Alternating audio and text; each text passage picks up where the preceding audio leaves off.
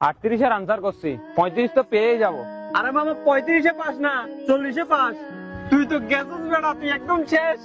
দোস্ত এখন আমি কি করব? তোর তো কিছু করার নাই মামা, তুই আল্লাহর কাছে দোয়া চা। কে বেটা, তুই বলছিস তুই পরীক্ষা ফেল করবি, তুই তো বড় বড় পাসিং মার্কস পাইছ। আমি পাস করছি। হ, পাস করছ। এই দেখ, তোর তো কিছু করার নাই মামা, তুই আল্লাহর কাছে দোয়া চা।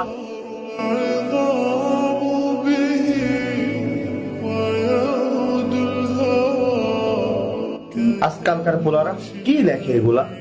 এর মনে হয় পাশ করার ইচ্ছা নেই, 3 নাম্বারের জন্য ফেল করবে। হে আল্লাহ, এবারের মতো পরীক্ষাতে পাস করে দাও আল্লাহ। আজান হইতেছে, নামাজ পড়তে যাইতে হবে, পোলারারে পাশ করে দিই।